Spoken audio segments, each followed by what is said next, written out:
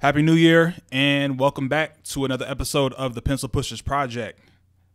I am one half of the team, Jay, and I am joined by my co-host and good friend, Zay. Good to see you, buddy. How you doing? I'm doing good, man. I feel like when's the last time we recorded? I'm gonna do this corny ass joke. I haven't seen you since last year. Probably a couple weeks. Has it been 3 weeks? Like 2 weeks. Shit. Yeah. It's like like we ain't pick up a basketball in a long time. That's what this feels like. Yeah. Good to see you, man. Good to see you. How was your New Year's Eve, Christmas, and all that? Everything was good? It was cool. I ain't really do much, man. This holiday season was kind of weird, to be honest. Yeah, man. Oh, sorry. Oh no. It was weird because like all the New Year's parties, unless you was going to a club, most people was doing virtual parties, and or if they were doing gatherings, they were pretty small. Like it was no like ball drop. The ball drop was empty. Did you watch that shit? The Times Square. I didn't even know they were having anything. I thought that they weren't doing a ball drop, so I just didn't watch anything. They did it, but nobody was allowed to be in Times Square. Oh. And then like they had concerts with like no crowds. Yeah, it was weird, man. Yeah, I think a lot of people were doing just stuff at the crib. They're having gatherings and stuff like that. I honestly didn't do anything. Like you said, the holidays last year overall were just kind of really weird. From Christmas, from Thanksgiving to Christmas on down the line. So, yeah, man, it was pretty uneventful on all fronts, but we did make it out the other side of 2020, so that is a blessing. What episode is this? 40? I don't know. I think it's 40. All right, we think it's 40. If you look at the description after the fact, and it's a different number, that's because we checked after the fact. Yeah, I'm pretty sure. Episode 40. New year. First recording of the year. Do you do anything as far as like resolutions or anything like that? I stopped doing resolutions because I realized I don't stick to any of them. Like, it's like you make your resolutions and then you kind of forget about your resolutions. I'm that guy. So I kind of just try to make daily change. But I try to make like weekly changes, I guess. Why y'all niggas be lying, man? I'm serious. I just want to be a better person every day. Fuck y'all, though. I just want to be a better man every day. If y'all get y'all. Wait. Every day. You're like one of them coaches. Hey, you just got to get better every day. But you know it takes 21 days to build a habit. Come on, man. So Come on. How would you know? After 2 weeks, after January 15th, you tap out. Nah, man, I'm fucking with you. You went to the gym yet? January 1st, I was in that. What it look like? It was people in there. Man. I think, it's interesting. I like to make resolutions and stuff not resolutions. I like to set yearly goals and things of that nature. I definitely get what you're saying. I think for some people, you got to kind of do what works for you. So I'm just giving you shit. But, I think the first of the year, it's a lot of times people will reflect on last year and they want to try to set goals and have things going into this year. So, January 1st, man, I was in the gym. It was a pretty good amount of people. I think there's people who just really just want to try to move forward and I'm gonna ask you this in a second. Have you worked out at all this year yet? Bro, I haven't worked out since December 27th. Hey, I feel it. I mean, hey. Like, I'll say this maybe, I think I worked out Christmas Eve and, the 27th. I haven't worked out since then. But it was like a week? Yeah, man. Not a week. Ain't nothing wrong with that. But I've been, like, pigging out. Like, I kind of threw my entire thing out the window. Did you put on any holiday weight? I did, actually. It's funny. That's one of my goals. I want to get back down to under 200. I'm as of yesterday morning, I'm at 220, and I think the heaviest I got was like 227. Wait, you're only 220? What you mean? I thought you weighed more. Not in a bad way. I just thought you weighed more.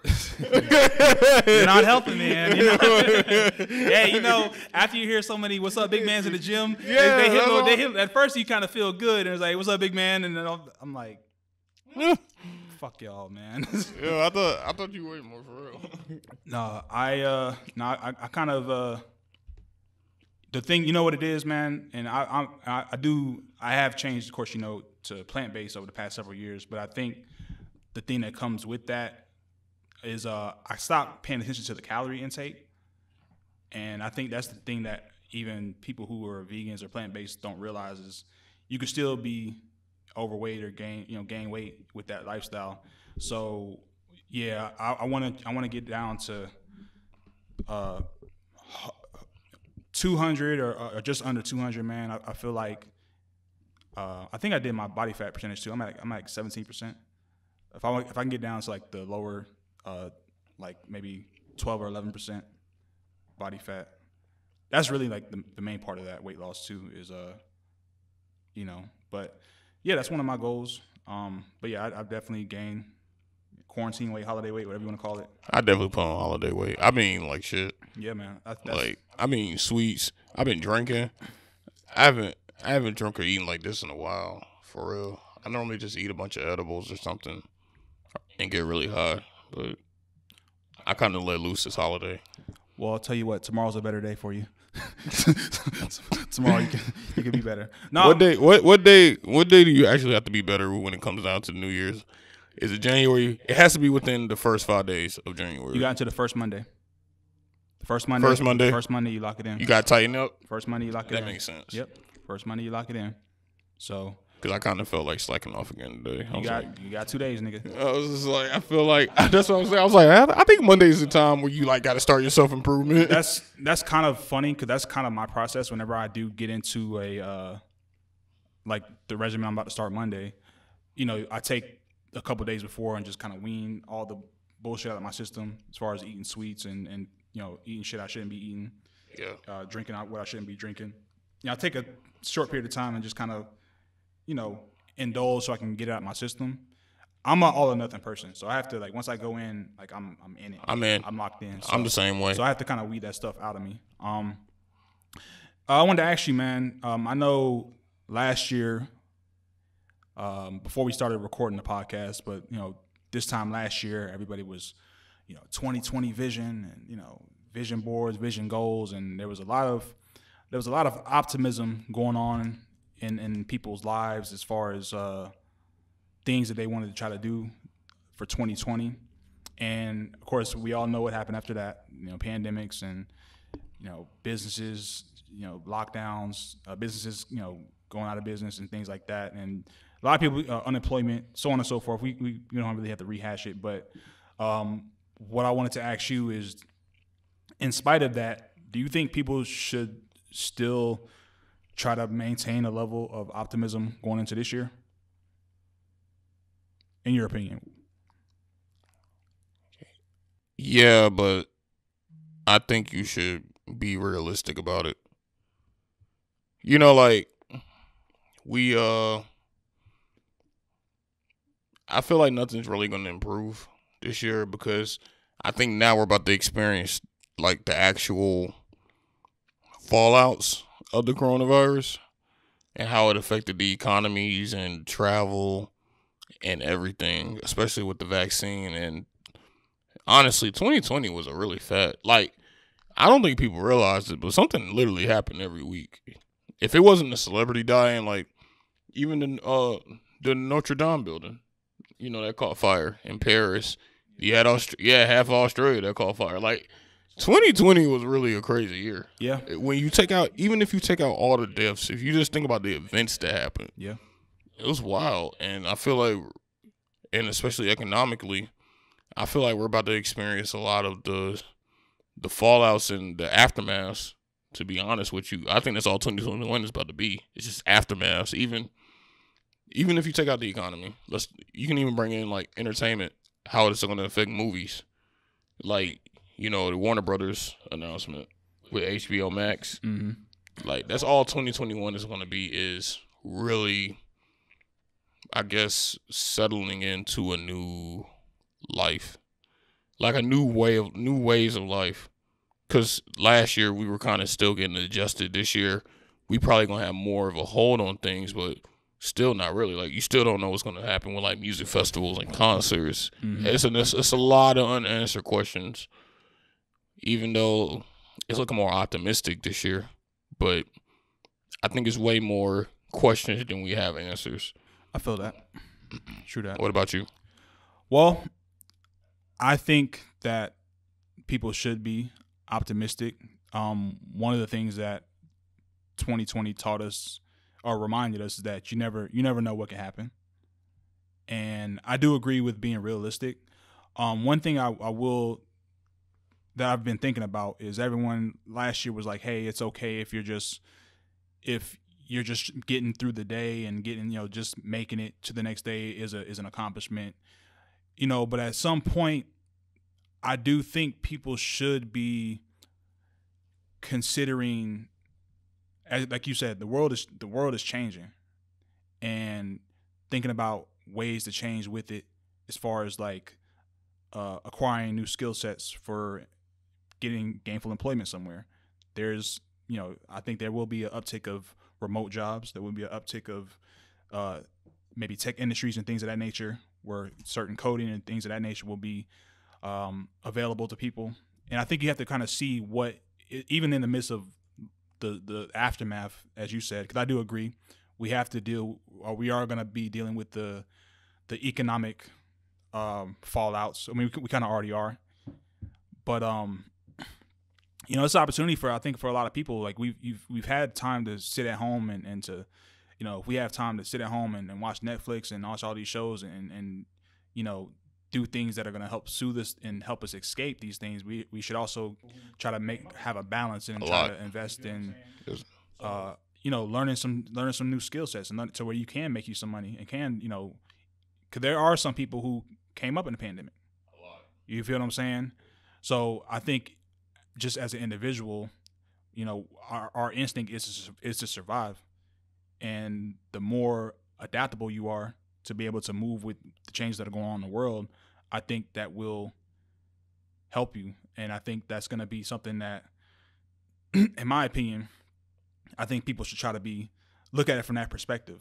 What can I learn? What can I do to prepare myself for what's going to happen? We have to think more in futuristic terms and not necessarily be so reactionary, and kind of be more proactive as to seeing where things could go and how we can get out in front of that. It's like with the stock market. When the stock market goes down, you got people who are waiting for that shit to drop just low enough so they can just, hey, now I'm finna go in and buy.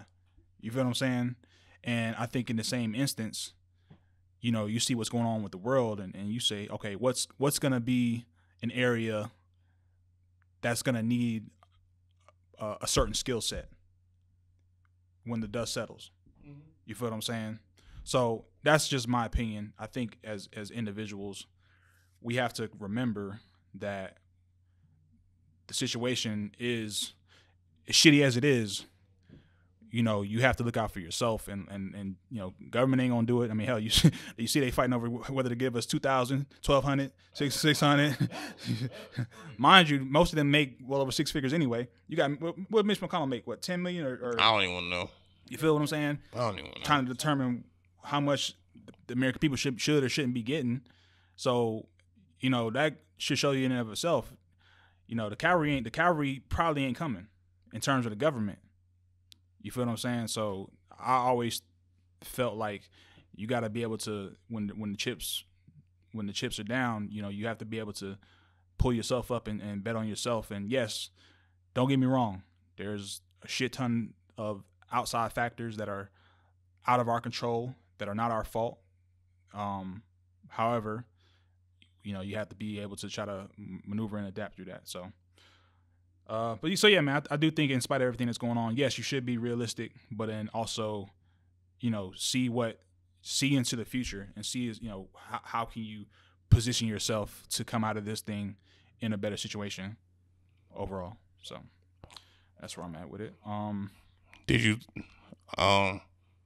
Is it time to start? Are we just time to start scamming? Should we jump on the scammer bandwagon? I thought people was scamming. Yeah, should we? Nah, we'll wait. We'll wait. I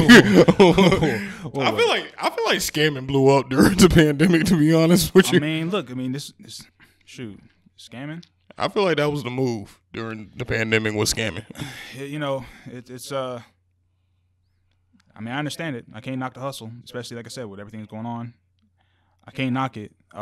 I don't know if I'm I don't know if I got it in me, but oh man, let me see. I'm gonna try to make something shake with my stimmy. I don't even know what I'm gonna do with that shit, man. I ain't even know we got approved because last I heard, Mitch McConnell was the only reason why the 2000 didn't go through. for our non which I thought was crazy. For our non-urban audience, stimmy is stimulus. Stimmy. Just for clarification.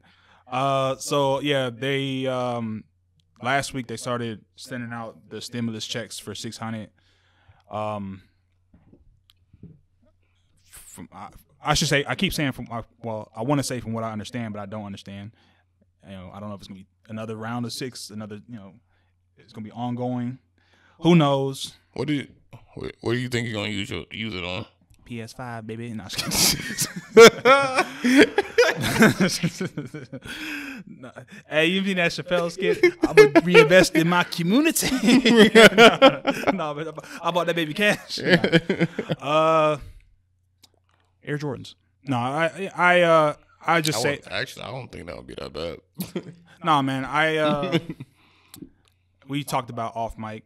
I'm looking at some of the activity going on in the crypto space, and I don't know specifically which altcoins, because I know Bitcoin's up over 30,000 right now. So I think that at some point that may start to come down, and then there's some altcoins that I can try to make a little bit of moves off of. So if not that, just some investing of just regular stocks. I'm buying a new sound system. That's what's up. Like literally, I had 600. I was like, oh shit, that's the rest of my sound system money For the house? Yeah, I'm about to get a Sonos. Oh, that's what's up.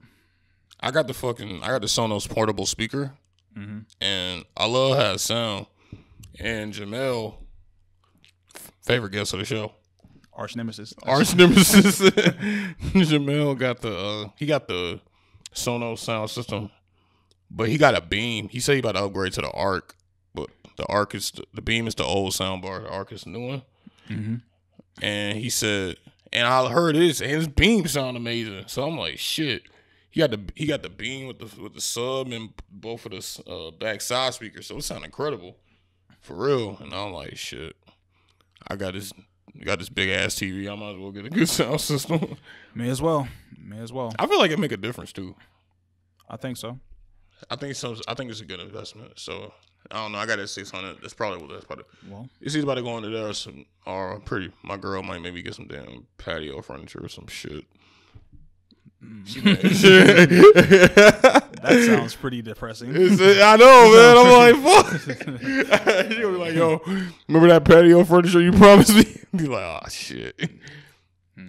Check that account. Say, yo, I seen that stimmy came through. I heard the stimmy got approved. Word on the street is we're getting some patio furniture. When's the last? I thought about this. When is the last time you anticipated an album? Like truly anticipated an album? Well, there's degrees of that. There's highly anticipate, which I can't really say. And then there's kind of anticipate, which Drake's album is kind of. That's your kind of? Kind of. But highly anticipate. Oh, that's not true. I read that Jay Stone confirmed that there will be another Nipsey album. Oh, really? So yeah, within the past week, I think I heard that. So yes, that was I know that. So that's his brother, right? Not his. No. That's his brother is homeboy. His brother is Black Sam. I'm tripping. Yeah, but they've been friends for a long time. They was, recording together or recording and engineering for each other back in their early days. But yeah, Jay Stone, whose album is that's the last album I think I've heard that I really like. The Definition of Pain. But yeah, aside from that, I can't really say, man. I can't really say. I think I'm like 80% movies and TV now, and like music is just like afterthought. I think I'm starting to hit that point. But because I thought about something. Do you think we're kind of witnessing the death of a superstar? If like when you really think about untouchable artists, like artists who no matter what, it's like it's whatever they drop is setting it off. I feel like it might be maybe 10. Maybe. And I'm talking about across all genres. Music as a whole. So you're saying as a whole. Well, I don't know, for the simple fact that people can't see the stuff live right now. Maybe I gotta wait and see what happens when things are more accessible, i.e. like concerts. And I'm not talking about just like small venues like stadium type shit. But I do think in some aspects there has been a shortened lifespan, I guess you could say, of like an artist really being like that dude or woman across selling out arenas. Yeah, I feel like it's not that many of them. So of course you're gonna have your cult followings and stuff like that, but just as a mainstream, even when I'll say this, Rihanna may put out an album at some point, and I don't think it's gonna go over the way people think it is. They may like it, but I think it's gonna kind of come and go. It's gonna be like Blonde. Remember Frank Ocean? Everybody was waiting on that fucking album. Yeah. And when it came out, it was the most amazing thing on earth. And now, and I think people are gonna say, well, she's kind of out of music now because she's doing everything else, as far as like the makeup and stuff like that, and the other endeavors outside of music, which I think is another part of that. I think you're starting to see artists they come in and they leverage their music to do other things, to where, because it's almost like 50 Cent had the perfect, I think, the realistic approach to his career. He knew that he could never redo it, make another Get Rich or Die Trying. Yeah. And as things, even though Massacre did good, it wasn't Get Rich or Die Trying, like sales wise. But he knew that his window as far as music was gonna eventually close, and he started, of course, the Vitamin Water. Now you see him doing television, and I think with entertainment, that is probably the one thing that you can have a longer span when you're producing shows and being a part of shows. You can do that. 50 can do shows till he dies. Because he's good at it. You feel what I'm saying? Really good. Be a part of the right show, get the right team. He can be a part of shows for the rest of his life. He can do music if he wants to, but so yeah, I think musically, yeah, because the superstars, I think they're not going to be looking to leverage their time in the shine to secure other bags in the event that their shine will eventually run out. I mean, that's a good point. It's just because what really got me thinking about it was, did you hear about Taylor Swift's album? No. So Taylor Swift has dropped 2 albums this year, right? And both #1 albums, and they were both surprise drops. Like nobody knew they were coming out of this drop. But with this recent one, which came out 2 weeks ago, it sat #1, and apparently it had. Remember when Tekashi's album sat #1, and then the next week it had like the record, like low, the quickest lowest for drop. Yeah, well, she broke that record this past week, and it's like, okay, if Taylor Swift can't fucking hold up, not saying her music isn't selling, but what I'm saying is, if this happening to her, like, which artist is like actually?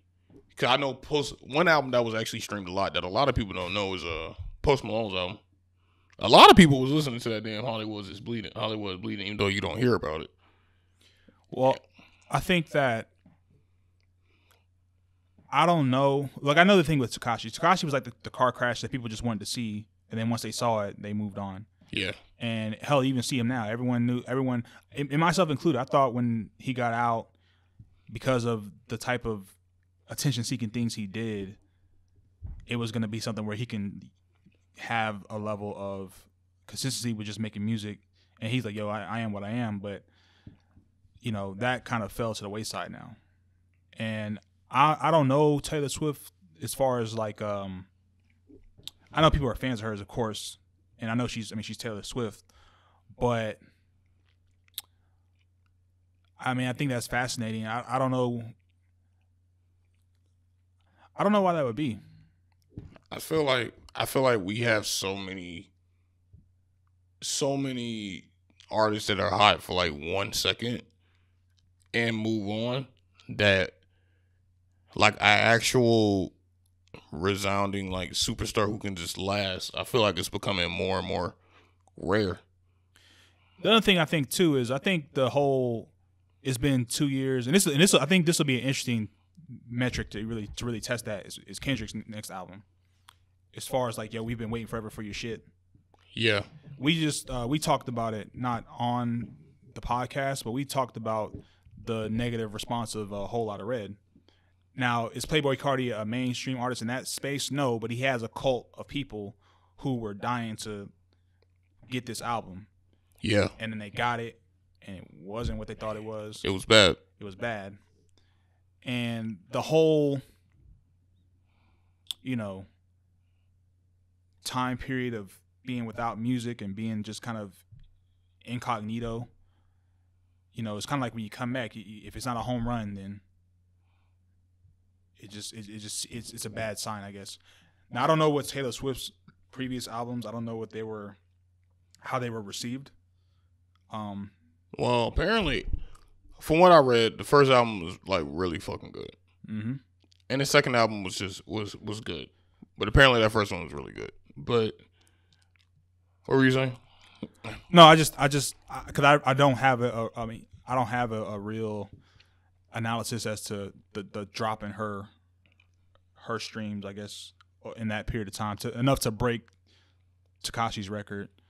I just simply don't know, but I don't know. I think just and that was her third album this year. Second album. That was her second album this year. Both surprise drops.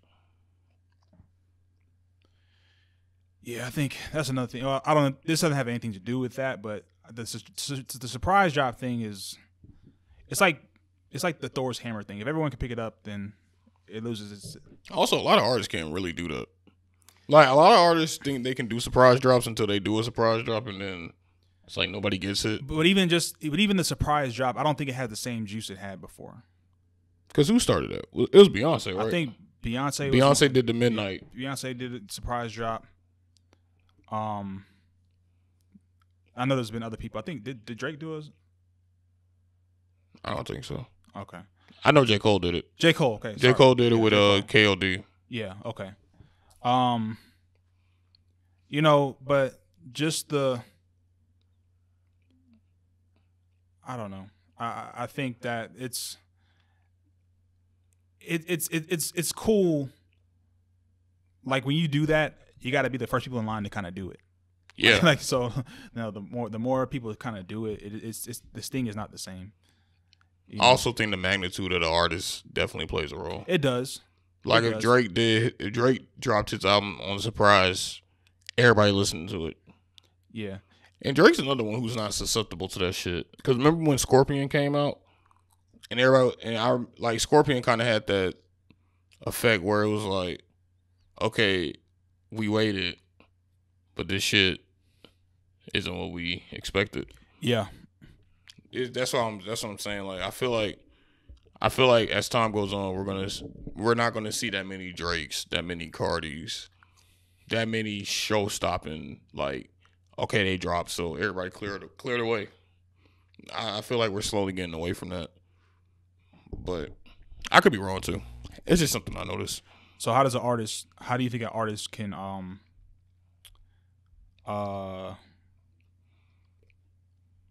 become that, deal with that? deal with the fact that there isn't a superstar? Is it because of a? Because all right, so if you think there's a void, like because I do think there kind of has to be at some point somebody who's kind of like that guy, dude right that guy, that Yeah. woman. How do you deal with that? I don't think you can. just I mean, because if you become that person, you become that person. But I feel like it's so many popping artists now, so many people, and then I feel like the issue is a big part of it is you have streaming services where it's kind of pay to win now. Like you got these labels who pay these streaming services to put their stuff in front of people. mm-hmm. So if that's how everything is, that means whoever's just the highest bidder is getting put on, no matter who that artist is. It can be someone you never heard of, but they paid that price to get on there, then that's who's in front of you. And I feel like as long as that's what's going on, as long as people have control of what they listen to, Mm-hmm. then as long as you have control, you just gonna listen to whoever you like. It's not like back then where you just listen to the radio, or you had to go physically walk into a store and buy a CD. Because I feel like that was different. You had to have that superstar caliber in order to even hit the radio or make those sales or something. I got you. Yeah, I'm with you. So I feel like accessibility might be what killed the superstar. Now that I really talked that out. Possibly. Damn. Possibly. I didn't expect to talk about that for that long. That's all right. All right. We're gonna go into. I came across this article about Marvel. So apparently they're making the character. They're not making the character, but they've confirmed that the character Star-Lord is bisexual. The reason that this article is interesting is because the MCU actor who plays Star-Lord, Chris Pratt, is he's a Christian, and he is very open about his Christianity. And of course, a lot of people who see Christianity, they believe and see that a lot of their speakings are against the LGBT community. So there have been a lot of people on Twitter who've been blowing up Chris Pratt's Twitter after this announcement. And my question to you is, do they confirm that if Chris Pratt is not a Christian? If he keeps the role? Do they announce that Star-Lord is bisexual if Chris Pratt wasn't Chris Pratt the Christian who went to the church that has anti-LGBT? So are they fucking with him? Yes. Probably. They're probably fucking with him. Petty. It's petty. It's super, and I don't get the point of it. They might really just be doing it just to fuck with him. But probably some trigger writer who, because that's normally how it goes, isn't it? I don't have a problem with the only problem that I have with that is because now people are making decisions with characters based off of personal agendas and not about like what's best for the character. Because I do feel like they did that solely because of, or primarily because of Chris Pratt and his beliefs and his position, whether you agree with it or not. You know,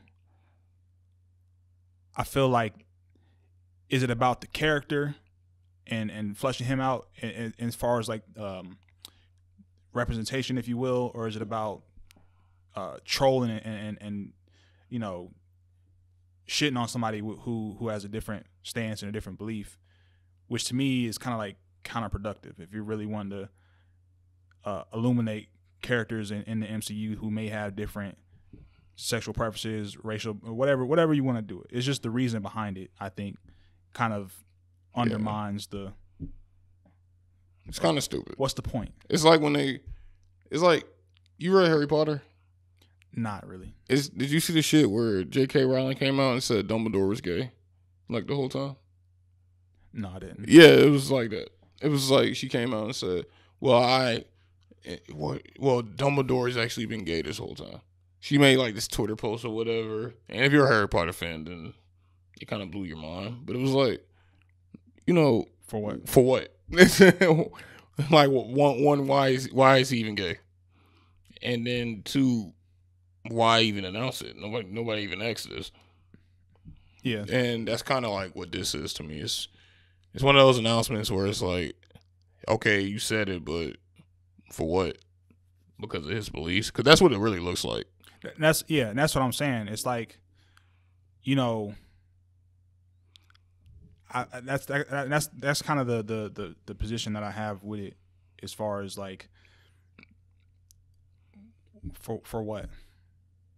For what? Like, if you want to have a character be, bisexual, homosexual, whatever have you, cool. But with this whole I guess you can call it tit for tat. They said something we don't like. They have positions that we don't like about our sexual preference. We're gonna show them that's tit for tat bullshit. You feel what I'm saying? So I just think it's kind of silly. Chris Pratt. That's a weird move.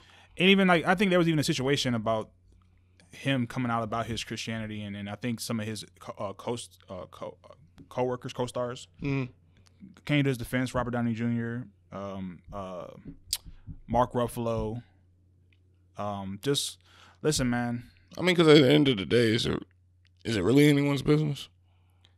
Like, that's the thing. Like, to me, it's like that's part of it. You can go with that, but I just really, to me it sets a dangerous precedence if a person can just take it upon themselves to think about a personal vendetta or some sort of vendetta or agenda they may have against someone with a position.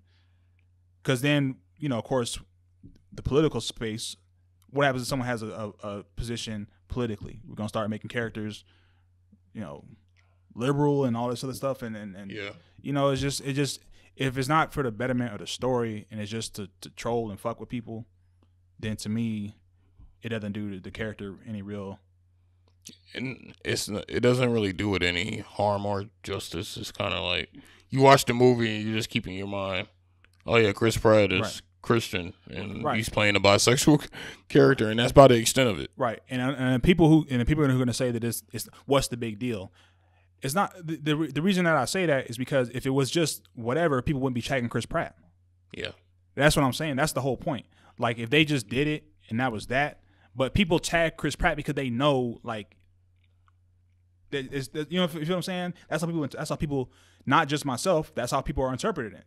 Because this is not even the Star-Lord, the MCU character. This is the comic book. The comic book character. Star-Lord. Yeah. So you can't say they're separate, but then tag Chris Pratt to try to fuck with him and troll him. So it's like, that, or you can sense that, hey, Chris Pratt, like the people are connecting the dots anyway. You feel what I'm saying? So,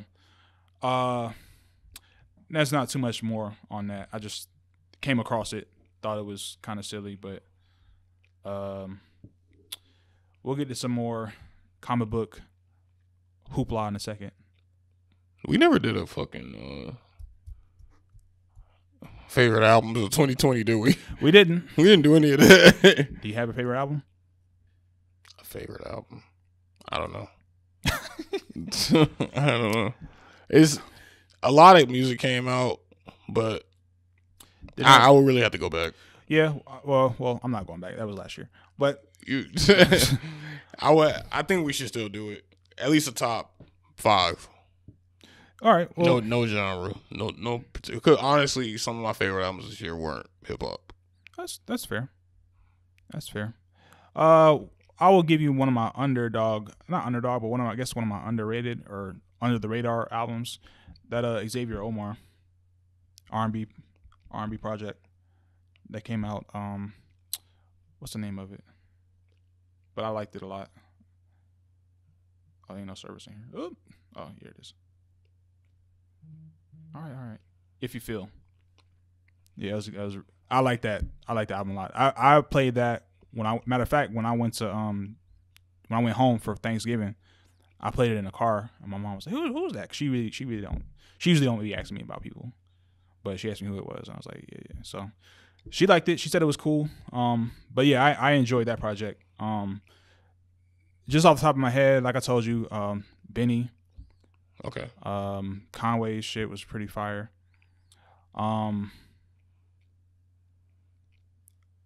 I did like the I don't know where it stands, but it kind of stand out to me. But the Amine. The Amine album? Yeah. I did like that. Savage Mode. That was one of that might have been like my top 10. Yeah, so I mean there's albums out there that kind of stick with me.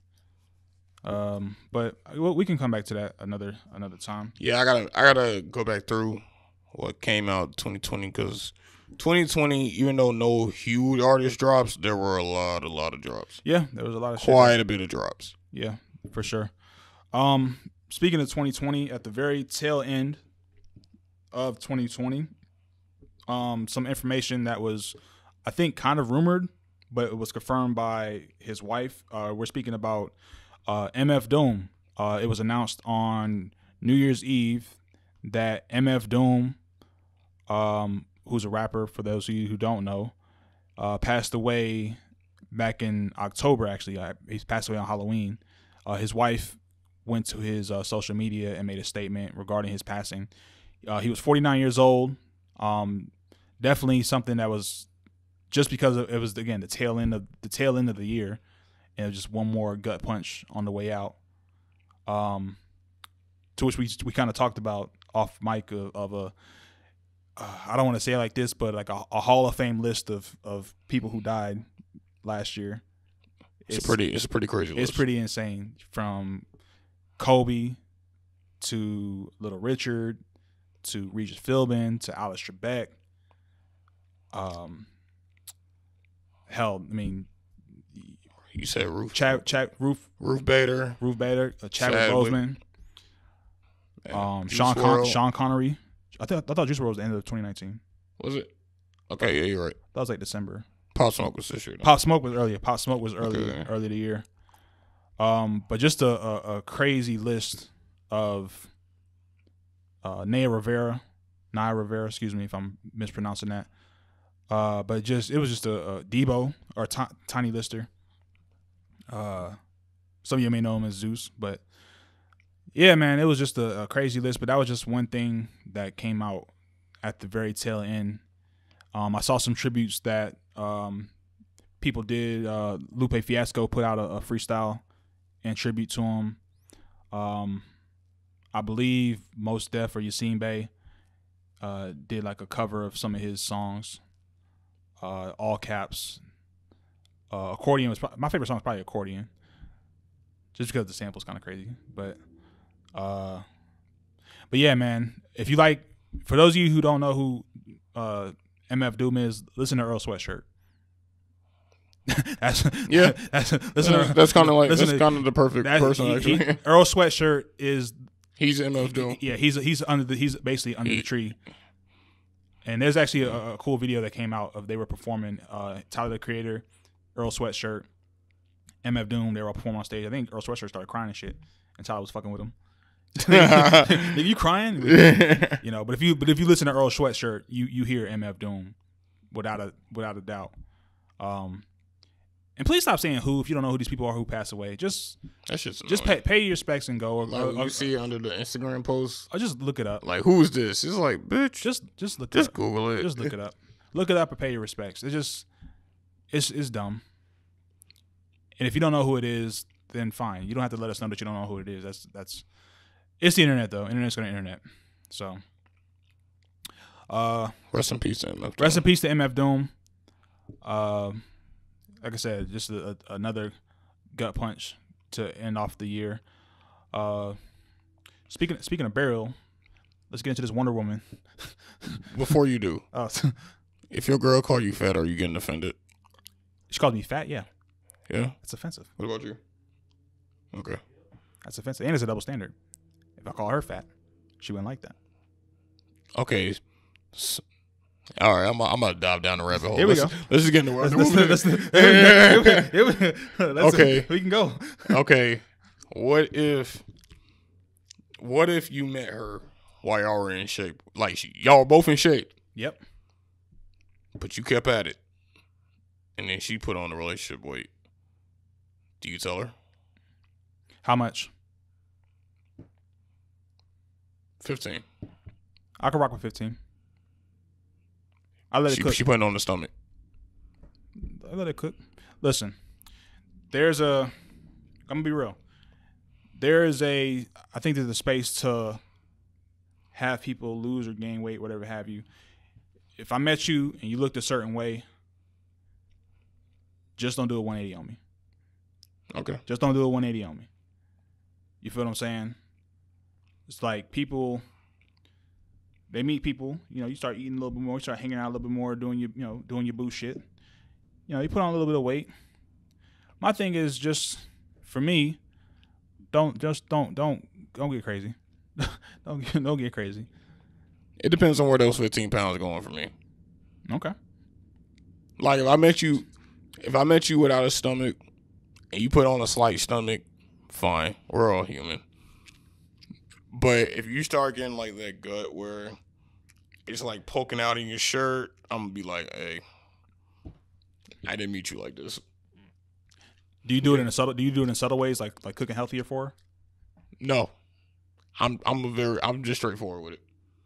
I'm like, yo, look, I noticed some things. So you could start, because I feel like if you introduced yourself as a healthy person, that if you start cooking healthy for her, she won't. I feel like it won't have the same effect. Especially if because most people, they start falling off and they don't even realize it.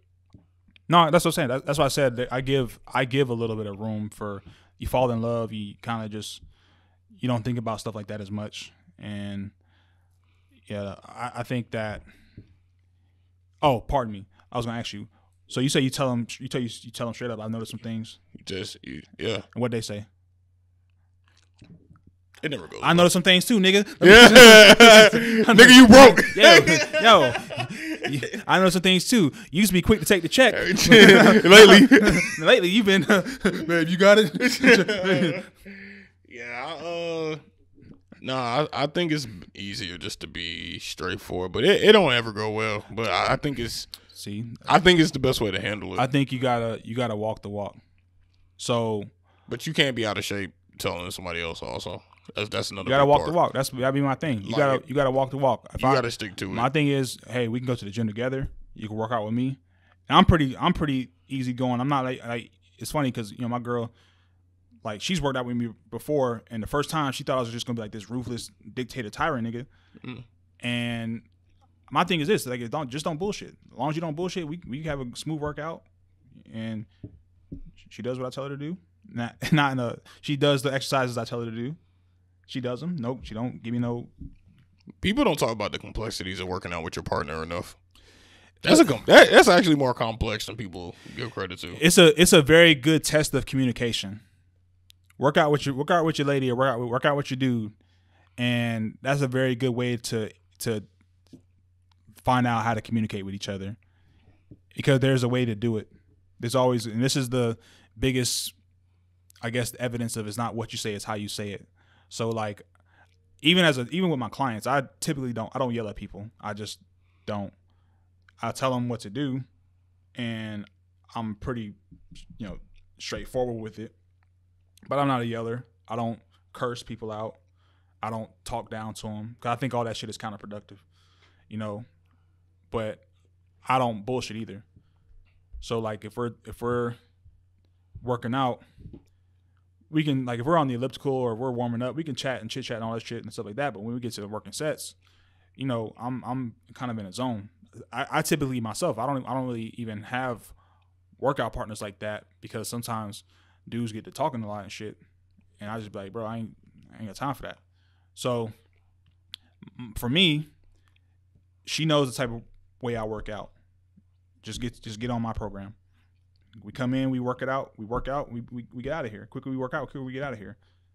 All that complaining, all that other bullshit. You get your ass back, you take your ass back home. So it's just how you do it, and it's like, but that's the thing for me.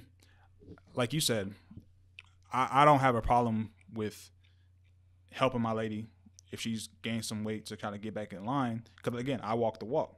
I'm not gonna tell her to get to the gym if I'm not in the gym. Yeah. I'm not gonna tell her to do something that I'm not doing. You feel what I'm saying? So I think it's just how you do it, and it's just like I said, you gotta, it helps better when you walk the walk. You can't be no nigga. You got a muffin top talking about her muffin top. Yeah, nigga, you can't. Yeah, you can't do that. She tap your shit, nigga. What the fuck is this? So, you can't do that. So yeah, she lifting your shit up. Got you out there looking crazy. I think I give you. How many chances do you give her to work out with you? What, like, how many times do you give her for shit to go sideways with y'all working out? So you find like, you know what, you just working on your own. It's a communication thing. Like, so you kind of just go with the flow on that one. Well, it's just I asked her what she like. What I'm even fair. I'm like, yo, what you trying to do today? Legs, core, whatever. And I just, okay, fine. So we in your space. I could work out for whatever I could do if I'm want to do lower body. So I make that compromise. Most times I have a plan in place when I'm going, but if I'm going with her, I'll ask her, hey, what you trying to? You'll change your plan. Yeah, if you got to. Just make that compromise. Hey, I want to do legs today. Cool, we'll do legs. And then we get to it. We get to it, and the only thing that would bother me is just the like complaining. Just don't do your own shit. I hate complaining. Do your own shit. If you complain, I'm gonna be like, all right, just go. So yeah, I will say this. My lady, she's pretty good about just get in and lock in. She's good for that. And she's not even someone who likes she's more of like, she likes to do yoga, like weights and strength training like that. She'll do it, but that's not really her thing. She likes to do like the hot yoga. That's really her speed. So it's out of her element. So I do try to meet her in the middle. So, if you were rich, would you be a sugar daddy? No. You sure? Yeah. Would you? No. Yeah, I probably wouldn't either. No reason. I might throw you a bag every now and then. Listen, man. I throw you a Gucci. What Tory said before they canceled him? I thought you was up. I thought you was up. I'll throw you Gucci. All right, let's shoot. I'm old. Take care of me. What the fuck. Shit. All right. Have you seen Wonder Woman? Okay, good. We're about to do a review, and probably gonna totally spoil. Listen, brother, I'm finna save you we spoiling it. I ain't gonna lie to you. I'm finna save you 2.5 hours, Doc.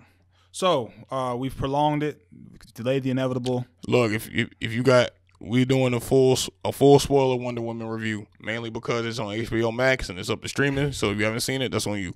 Yeah. So we were hoping to do this. We were hoping to do this last week, but we didn't record last week. So most of you by now may or may have not seen Wonder Woman 1984. It has come back to some mixed reviews. In my estimation, more on the negative side than positive. I think I saw positive in the beginning from like the critics, the pre-release reviews, which usually lets me know that it's probably gonna be some bullshit because they're trying to soften the blow. So they definitely tried to soften the blow with this one. Yes. So, first and foremost, let's try to give a scale. Great, good, average, below average, garbage. I'm between below average and garbage. I'll give it below average. Below average. Okay. So, I'm not going to put you out in Front Street, but what were some things that you liked about the movie that made it not that bad? Not as bad as Did I say something? Did I say something I liked?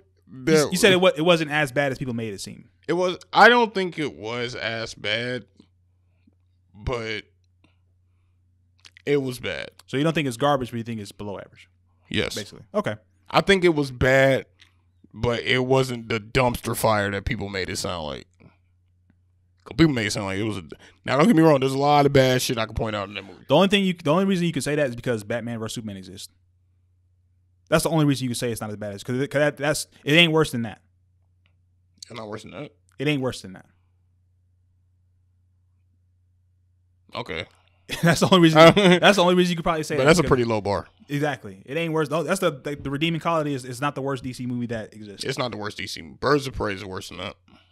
I mean, like a real movie that we care about. like a movie that we care, like a movie we give a shit about. Okay, yeah. So, BVS is worse than this. So I would say that. This might be the third worst though. I will give one redeeming quality in this movie. Pedro Pascal tried. And even he looked kind of weird. He tried. Man. He tried his damnness to say this movie though. He tried. He did it with a smile too. But even his character was awkward. What? I don't know. There's so much shit I can talk about this movie. So we're not gonna. I mean, we kind of have reached the same conclusion that it's not a great movie. The issues that I had with it was the first thing was it was slow. It was the pacing of it was the pacing was terrible, horrible. The pacing and the writing was really bad, which kind of go hand in hand. Yeah, it can't be slow and boring and uninteresting. And if you're gonna have her not be Wonder Woman for half the movie, she should be doing some interesting shit other than just walking around with Trevor. Oh, or some other guy. Yeah. I think the worst part, not the worst. That's probably the worst part of the movie for me. Was Trevor? Was the fact that he came back as somebody else? You mean to tell me that a person can renounce a wish while missiles are in midair and the missiles can disappear, but Steve Trevor cannot come back in physical form? They gotta steal another nigga? Are you kidding? Are you kidding me? That shit where the wall popped up out the ground too. It was a lot of shit.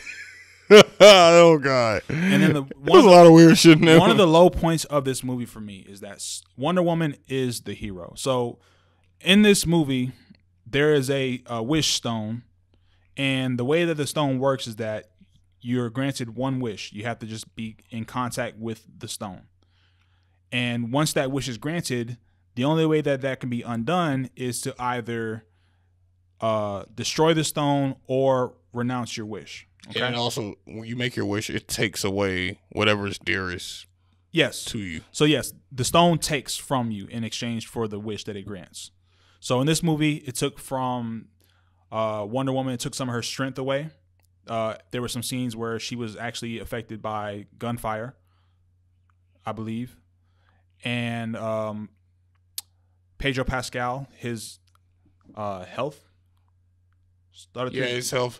Every time he granted a wish, his health declined. Yes, once he became the stone, because his wish was actually to become the stone, and as he was granting wishes, his which health, is a stupid wish.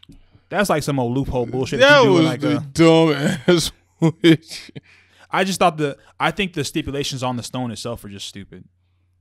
They were really, and then like sometimes he could grant 2 wishes. Yeah, depending if he liked you or not. So it was just it was really weird. But the instance where Wonder Woman really had to, all right. So basically, Wonder Woman, she wished for Steve Trevor to come back in a roundabout way. I wish Steve was here, and somehow, some way, by way of another person's flesh, who she gave the cheeks to, he came back. He came back. All right. Mind you, that man might have a family. That man might have a job. What'd you think of? Oh, real quick. So, the part that was the thing to me is that really bothered me in that instance is when Steve Trevor, because even he knew, he was like, "Yo, I'm not supposed to be here." Mm-hmm. He was kind of the one that led with the, "Yo, you should let me go." She really didn't make the hard choice. He was the one that was like, I think they should have reversed that, where he was like, "You don't want me," like basically making it hard for her to have to make the tough decision. Yeah. But they kind of let him give her the alley to kind of do it.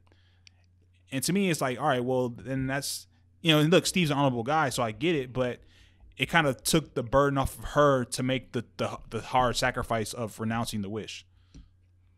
I feel like something else I didn't like was the general concept overall. Because in reality, it kind of just switched roles. They basically turned Steve. I mean, or they turned Trevor into Wonder Woman in the first movie, and then she's like showing him around versus the other way around. It was kind of like the same thing, just a different decade. And none of the stakes really felt that high to me. And also all the shit that happened. Like, listen, man. One of the biggest things that bother me is they're in DC in the 80s. She's fighting crime in all the wrong places. Like, yeah, like there was a whole crack epidemic in the 80s. What are you like? What the fuck are you doing? She in a shopping mall beating up a would be. Like, come on, man. I did like that 80s throwback in the beginning though. How they like filmed that whole scene. I liked it. Well, my issue with that is that was one of the few times that there was an 80s theme in the movie. Like, for like what's the point of calling it 1984? Yeah. And you try to throw Steve Trevor in some clothes that it didn't make, like, him and the character, the Cheetah's character, not the actress, but Cheetah's character, they really didn't serve a real purpose in the movie. Like, Cheetah was basically there to give Wonder Woman somebody to fight, like, physically. And she had the most cliche fucking role. You dorky girl. Listen, man. Within 10 minutes, turns into a little sexy ass woman. Who knew that all you had to do was take off your glasses to be somebody? Like, literally nothing changed. Like, take off your glasses, put on some heels. She took off her glasses, put on some heels within like 5 minutes of her character introduction. And has anyone ever worked in corporate America and has dropped their papers and like no one helped them pick them up? I need to know that because I keep seeing that shit. I just need to fucking know that. The way that dude looked at her. Like, come on, man. They made like. He looked at her like, bitch. That's your paper, bitch. Like, pick it up. You pick it up.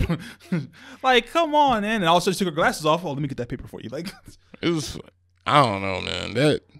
That was like, it was a lot of weird shit in that movie, man. I'm trying to think of everything. Well, yeah. Wait, can you name something you liked? Something I liked? You had to like something. The mall scene. Okay. I did like even with the beginning scene, I liked it, but it didn't fit the movie. That was my issue. I liked the scene, but it served no purpose. I liked the scene, but it had no like. There was nothing. So even the lesson didn't come back around. Like the whole, if you cheat, you didn't win. I thought they made it seem like that was about to be a core theme of the movie. They did it in a way, kind of, but it was more so like the truth. Like she was saying, like the truth is what matters. And I think when they came around to the culmination of her and Maxwell Lord, when she put the lasso of truth on, it was another thing. Like the lasso of truth, kind of like it didn't even halfway work in the movie. Like, it was never used for truth. Like lasso of fraud. Like except when she wrapped the shit around his ankle. Even then, I didn't even understand. But oh my god. I just thought about it. What the fuck was up with that air particle concept? Remember that shit? They said you could remember it because anybody that touches him speaks the truth, and they were like, "Yo, well, these satellites. If you project from satellites, yeah. So if you project, like the satellites project, and then they make air particles, so technically everyone's touching you. Yeah. So I'm touching all you niggas. I'm touching all of you through air particles. That movie was which also begged the question. How does everyone in the world know English? How does everyone on the planet know English? like, look, man, I give a certain, for those of you who think we're being critical, I give a certain leeway to movie. I call it's a movie. So I let shit rock when it's okay, it's a movie. Like her doing even like the whole lightning bolt shit that I was mad about in the trailer. That shit look hard. I let it cook. But look, it looked hard. That's not even the worst part of the movie. It's like the movie is so bad. Yeah. I let that part cook. I let that part rock. But I really think because I don't want to beat a dead horse, but I think we both have come to the same conclusion that I just think the story was just not a very good story, and we can keep going on. We can keep like. What do you think about her turning Jet invisible?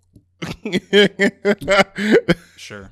That shit was wild. Which the nigga stole, who's the body, like the nigga whose body got stole, helped her steal the jet, and what happened to the jet anyway? Who knows? What happened to the guy? What happened to Doesn't she fly the jet like in the shows and shit? Like in the comics, she flies the jet. I believe so. She said, yo, I learned this from practicing on a coffee cup. She said, I practiced on a coffee cup 1,000 years ago. Let me try it on this big ass jet and see how this goes. And even like and it worked. The thing that I thought I would like was the suit that she had with the wings on it. Yeah. It was all right. That whole fight was terrible. That entire fight was terrible. And you know, it's funny because in the trailer they kind of really didn't show Cheetah, and I thought, oh, maybe they're just giving us a little bit of. And they purposely made it at night on purpose. And then I saw why. I definitely saw why they did what they did. Someone said she looked like she was from that Cats play. Nah, I didn't look that bad. it ain't look Cats bad. Cats look bad. Cats look. It ain't look Cats bad. Nothing look Cats bad. Yeah, why she electrocuted her though? She wouldn't announce her wish, so she electrocuted her. Oh my God, Superman breaking niggas' necks. She over there shocking people. Who are these people, man? They what was the first thing you thought when they revealed her, like the CGI, full CGI Cheetah? I was underwhelmed. It just was. It was just a bad. Her whole character, like it gave me those. Her character gave me the Max Dillon vibes from Amazing Spider-Man. Jamie Foxx character turned into Electro. Yeah. It was almost like play by play. Like they made him work. They made him work on his birthday. No one listened to him. No one cared about him. It gave me that same type of vibe, and I didn't like that movie either. That was a bad movie. But yeah, man. So, were you let down? Yeah. I feel like I was like I actually had pretty good expectations for this movie. I thought it would be. Listen, I know sequels can sometimes be tough to pardon me. I know sequels can sometimes be tough to top the first movie. So if there was a little bit of decline, I could have lived with that because again, sequels are typically tougher. But I don't know where they were going with it. I don't know if they're trying to give like Ragnarok vibes to it. I don't know if they're trying to give like a certain type of energy to the movie where it's like more lighthearted, more in the tone of it. I come out of this movie not really caring about what happens to Diana now. Like, who cares? I feel like because I think Gal Gadot. I think Gal Gadot is actually a pretty good Wonder Woman. I agree. That's the thing. I think that's the most. That's the most disheartening thing. Is like she's actually really good at it. Yeah. So when you see that even she looked kind of bored with this because nobody really acted. Nobody acting really stood out. I mean, Pedro Pascal except put the energy. son. Except the son. The son would definitely put his all into this shit. He put his all into it. By the way, like his son popping out the bushes at the very end. Who cares? How did that nigga even make it back to DC that quick? Forget it. Because didn't that whole thing take place in Egypt? Bro, he was in DC. Bro, by that time I was checked out. I was like, all right, you know what? Fuck it. You got it. This movie was bad. It was bad. Yeah. When you really think about it, it wasn't that good. You should watch it. You should watch it. I think DC has a lot of shit to prove and get together. Because I don't even. Are they still doing like a connected universe? Are they just making whatever movie they feel like now? I don't know what's going on with DC anymore. Whatever the fuck. That's basically what. Because Marvel hinted. The thing is with the post-credit Marvel scenes, they always connected to other movies. Lead to something. But these DC post-credit scenes, DC's like, man, they're just like, yeah. What you got any ideas? Oh, let's bring back the old Wonder Woman who played her in like 1960. They could have just put her in a movie somewhere. They could have had her play a different character. Yeah, that's what I'm saying. They could have just had her. She could have played like a different powerful character. Mm-hmm. So they could have had her at somewhere at maybe Themyscira as like an OG, like one of the, I don't know, just something where like the post credit, like it to me it was just like, even that was just very, very cheesy, and I've been doing this for a long time. And who came up with that right a lot? And she caught the fucking pole with how to land on the baby. See, that's how I know it's not. See, that's how I know it's not that urgent. Like when a baby's about to die, and you're just like, boop, in front of everyone. In front of everyone. Like it's not that big of a deal. Like you're not rushing to try to, you know what I'm saying? There's no urgency. There's no. What should I be like tripping out for? Yo, that movie. Man, what else? I can pick apart this movie all day. I'm sorry. What about that fucking fireworks scene? Nah, man. You don't want to talk about that either? You tired of picking apart? I think the point has been made. I think we got the point. That fireworks scene was stupid. Yeah, man. That firework, man. What a letdown. All right. You gonna watch Dune next year? Am I gonna watch what? Dune. What's that? You hear about that? Mm-mm. Okay, I'm gonna show you a trailer then when we're done. Say less. They're making another Dune movie? Dune. Okay, Dune. I'm sorry. I misheard you. The one with Timothée Chalamet and basically the Avengers of Hollywood. Yeah. Okay. I misheard you. Yeah. I'll probably check that out. That shit gonna look like it's gonna be amazing. I'll check that out. Let's see. I know you haven't seen Soul. I did. You did see? Oh yeah, we did see. Oh yeah. What'd you think about Soul? I thought it was really good, but it's kind of hard to. The thing about Pixar, man, is they've had a lot of bad. Pixar has been around. So remember when at one point Pixar was doing no wrong. Like they just had hit after hit after. Like they just wasn't missing. Couldn't miss. Yeah. But like now, they made Cars 2. Cars 3. Cars 3. The Good Dinosaur. It's like when you Pixar is starting to hit that point where it's like, fuck, y'all definitely got y'all limits. Fine. Give another Cars. But Soul is good. I think it's their best. I think as far as creative wise, I think that's their most creative movie. Easily. I very much like the animation. Yeah. I thought it was a really good.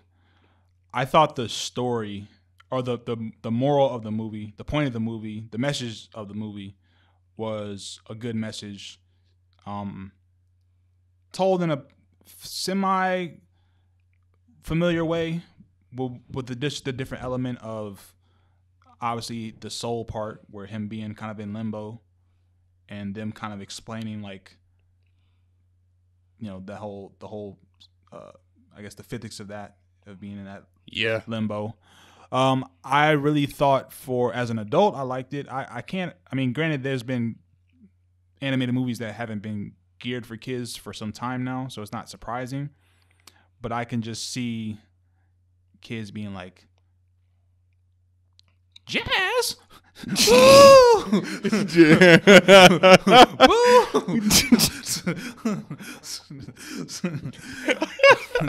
I feel like fuck about no school teacher, nigga. I do feel like this movie really was not for kids. I think Pixar, like, shit, I even argue that Toy Story 4 wasn't for kids. No, that's what I'm saying. I made that argument for real. Well, no, like, hell, people were even saying at some point, like Cars. If you look at certain movies, like, yes, there's humorous elements of them, but the stories, like, even like the second Incredibles, with the villain, like her whole gripe, like it was, they've, I guess they see how adults are receptive to these movies as well, so I think they've tried to make a balance where not only the kids can watch it, but an adult can watch something. But I think this movie kind of teetered a little bit over into very mature, very, dark's not the right word, but not as lighthearted as I think a kid's movie would. Should we stop calling these kids movies? I don't think Pixar has made a kids movie. I would argue they stopped making kids movies after WALL-E. I think actually, I think WALL-E was when they started making movies for adults. Yeah. So I'll make that argument. So I'll just say animated. I'll just say animated movies. They're just animated films. There's animated films, and we get to see just the creativity of the artists.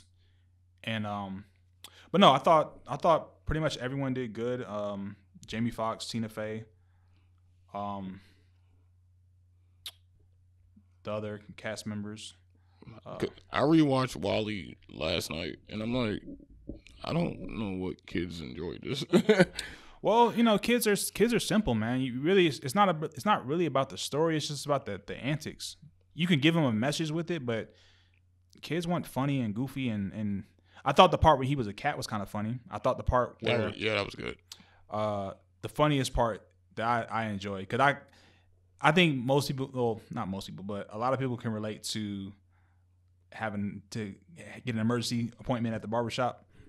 Oh, yeah. And that was kind of like, I already knew, like, it's just the idea of a cat giving a person a lineup was just funny. They had some of the funny stuff was like the little cutaways, like the part where they had the souls as like the celebrities, like they had the Muhammad Ali soul, and then the corner pick. Shit, I forgot the dude's name. You know what I'm talking about? Oh fuck, I forgot the philosopher. Artist, the philosopher. I forgot his name. Yeah, but I think I remember what you're talking about. But I remember when they did the cutaway. With like the celebrity souls. That was funny. Yeah, so they put in small trinkets of, I think the more humorous parts, but like I said, I think even just the concept of it's a deep souls. Concept. Yeah, it's a really deep concept. I think it was just very much a mature movie in that element. But like I said, the overall message of the movie, as far as just like life, living life, and people's idea of what purpose actually is, and what happens when you leave this earth, and it just they did it a good way. I really think, for me, it wasn't as entertaining, but just it was a good story. It was, and he wanted to play with Dorothea Williams and stuff like that, and who's Angela Bassett, called him Teach. What's up, Teach? that was when he showed up with the fucking hospital gown in the hospital gown. Yeah, that was funny. That was pretty funny. So I think the animation was beautiful though. No, I agree. And like one thing I could not knock about that movie was the amount of creativity. And the animation style, it looks incredible, really, to look at. So, yeah, I like the story. I liked it. Yeah, it ain't like a top 5 Pixar movie or nothing, but no, I mean, I agree with that. But I like I said, I think it's a really good movie. I enjoyed it. I put it in top 10 though. I think it's a top 10. I have to sit with it a little bit, but it's a good movie. Just I got to go back through the Pixar movies. Watching it, off the top of my head, I can't say that for sure, but just on its own. It's a solid movie. It's a really good movie. Congratulations to them. People have been I've seen it's been well received. So I know we're getting off of it, but I really have been going back through the Pixar movies. They don't really make kids movies. No, that's the more I'm really looking, like, even when I watched I would say Wall-E was I would say Wall-E, because I'm just going back looking at the movies, and I'm like, I feel like as a kid, you didn't really understand these movies. Because Wall-E came out in like 2008, and I never realized that for the first 30 minutes of that movie, there's absolutely no dialogue. Yeah, I think there's no spoken words like at all. Well, no, that's what I said. Like I think animated films have been shifting away from strictly a kid audience for some time now. So this is not something that's necessarily new to me, but I can definitely see, in particular, not just with the content and how they tell the story, like I said, through the concept of souls and things of that nature. It's just very much in the movie itself. There was the comedic aspect, or the comedic relief, or the lighthearted stuff was kind of few and far in between. So like I said, it's I think we're gonna. I think we're gonna continue to see this trend of animated films that are geared towards, the adult audience, with kids kind of as a bystander, and so yeah. Do you think we overhyped in it? Do I think we overhyped it? Like when we first saw it, I know you and me were like geeking out over it, but I watched it again and I was like, well, I think, yeah, but I think we overhyped. Not we, but yeah, but it wouldn't be my first movie that I put sauce on. Yeah, but yeah, I think the more I sat with it, the issues that I have with the movie are not. Some of them are not different than most other Christopher Nolan movies. Characters are not that interesting. It's never really been. We have a few exceptions, but for the most part, that's kind of how it's been. But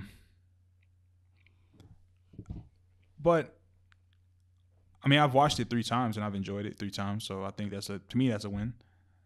But yeah, I probably put a little bit of sauce on it. Okay. I feel like I overhyped it.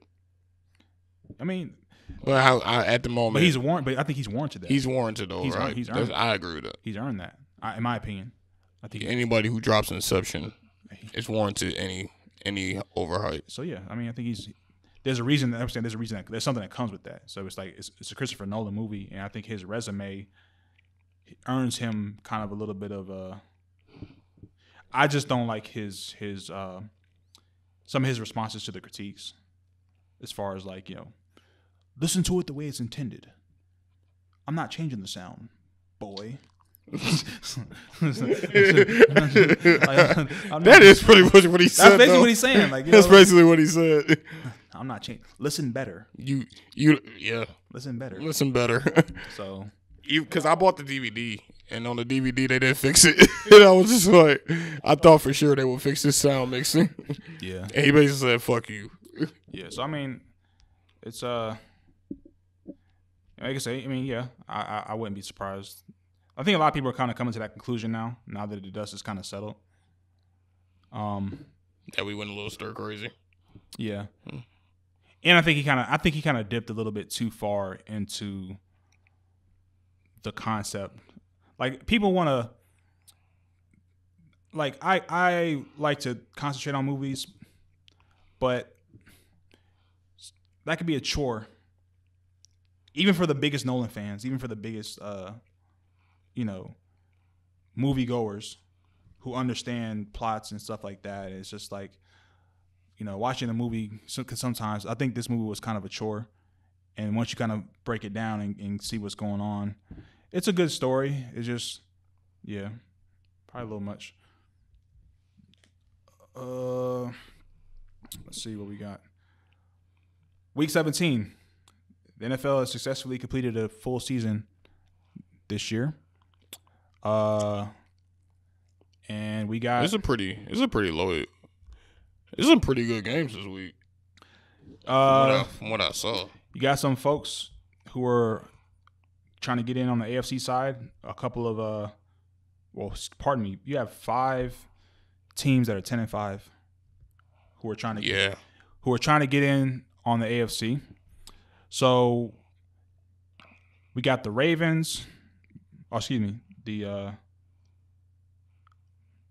think the Ravens already. No, they're not. Actually, no, they're not.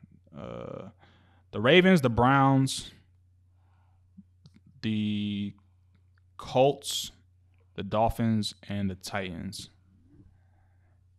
Wait, what are we looking at? Oh, pardon me. Oh, you're talking about the 10-5 teams. Yeah, I'm looking at the schedule. Okay, I'm saying like, what? Well, I really just kind of want to focus on who's like, because now we're in like playoff time, so I'm just kind of gearing towards like who do you think gets in from the AFC, and who do you think gets in from the NFC? So at this time, the Bills are in, Chiefs of course are in, the Steelers are in from the AFC. And I think the Ravens, and this is crazy because the Ravens, the Steelers, and the Browns are all in the same division. and one of them niggas might not get in. So, damn. Baltimore wins, they're in. Cleveland wins, they're in. Indianapolis, they need to win, and they need Tennessee to lose. The Dolphins win, they're in. And the Titans win, and they're in. So, I think. What's your prediction? I think the Browns get in, man. I think the Browns gonna get in. I think the Bills are gonna get in. I think the Bills are also gonna get in. I think the Bills. Maybe I don't. Who do the Browns got? I'm gonna pull it up. The Browns. They got the Steelers. Ooh, that's gonna be good. Yeah. So. Because the Steelers are already in. The Steelers are already in. That's why I said I think the Steelers are gonna just. They're gonna just rest their guys. Nah, they're gonna try to beat them. Or maybe you never. I mean, hell, you never know. Jacksonville has already secured. Well, Tennessee. I think Indianapolis needs too much help. So I don't know if I think they'll be on the outside looking in. Buffalo's already clinched, I think. So they may rest their people because they play Miami. And I don't know. I don't think I've ever seen this, like a situation. It's rare. You've had teams that have been like, I think they said the first time since like 2007 or 8. And it's been like maybe a couple times in the past several decades where you have winning teams with like they say, usually 11-5 gets you in, but you could be 11-5. I think it happened to the Patriots like back in Patriots back in 2007 or 0. They were like 11-5 and they missed the playoffs. It was some AFC team. They were 11-5 and they missed the playoffs. I don't think it was. I thought was it the Patriots? Yeah, cause I thought it was. I thought the Patriots went undefeated that season or something. Oh, maybe it's wrong. Maybe I'm thinking the wrong year. But I don't remember who did that. I don't know. Maybe I have it wrong. Well, I mean, I'm sure I have it wrong. The NFC sucks. Oh yeah. Like the NFC sucks. Nobody's talking about us. Isn't it crazy how that? Yeah, it was 2008. The Patriots. It was the Patriots? Yeah, 08. Yeah. Oh. Yeah, they missed. That's what I said. I knew. I had probably had the wrong year, but yeah, I knew they had a winning record, and they ended up missing. They missed the playoffs. Isn't it crazy that the Patriots aren't good this year, and now the AFC is like the division? Well, honestly, I feel like the Bills have always because AFC East, right? You got the Dolphins, the Bills, and the Jets. Jets have been poop, but yeah, I always felt like the Bills have been kind of knocking for the last few seasons now. They've had a pretty solid defense. I think they acquired Stephon Diggs to kind of help out with the offense. And then the Dolphins have kind of just been hanging around as well. Teetering. Yeah. So. And the thing is with the Dolphins is they've always played good against good teams. Right. It's really weird. Like they'll play like a trash team and get destroyed. Yeah. But every time they played the Patriots, they gave them problems. Yeah. It was never just like a blowout. They always lost to the Patriots by like maybe 5 at the most. Mm-hmm. So maybe. So yeah. So like even like the AFC, like just AFC East, just playing the Patriots every season and knowing that you finna give them your A game. Once Tom Brady left, the AFC East was to me more or less wide open or 3-way grab for it. You feel what I'm saying? NFC. Who's going to? It's a little bit more figured out. Yeah. Packers are in. Saints are in. Seahawks are in. Bucks are in. Who's teetering? Arizona can win. Arizona's on the outside looking in. Or there's 2 wild card spots. Or no, isn't it? What is it? Is this the year they're going 7 or? Arizona? No, this is the year they're doing what, 7 spots or something like that. I think so. Yeah, so I think so. So you got Arizona. They can get in with a win. The Bears. They can get in with a win. The Cowboys need a win and Washington to lose. Packers are already in, but they can get a first round bye if they win. The Rams can get in with a win. So, who do you got? Okay, the NFC's not that interesting. So, just who do you got going all the way? Well, I picked, I believe the Chiefs and the Seahawks for the championship. Yes, I had them going to the Super Bowl. I got the Packers. Okay. I mean, now I probably would say different, but I remember when the season started, I said Seahawks and Seahawks and Chiefs. Nah, after the first game, I had the Packers. Who's the MVP? Aaron Rodgers. I agree. Honestly though, if the Falcons were winning, I would say Matt Ryan, but they're not winning. But he does. His numbers are really, but his numbers are excellent every year. They're always good though. That's the thing. His numbers are always excellent. Yeah, but it just doesn't translate to wins. I would say Aaron Rodgers MVP. I agree.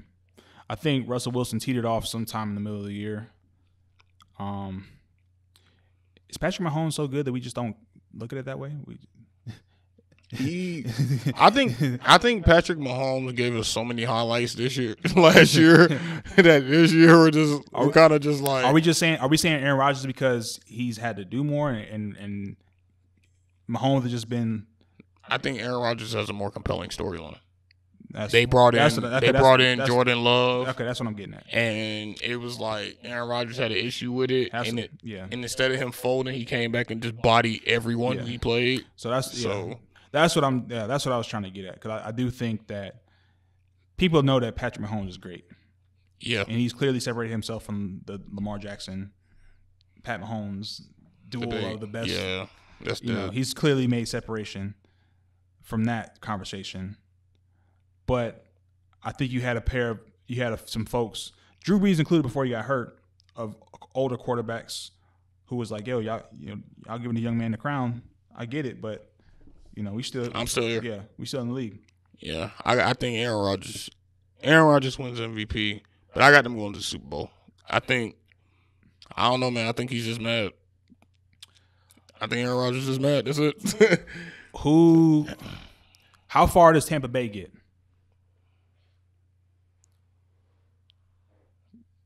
They'll make it to the divisional. All right, real quick.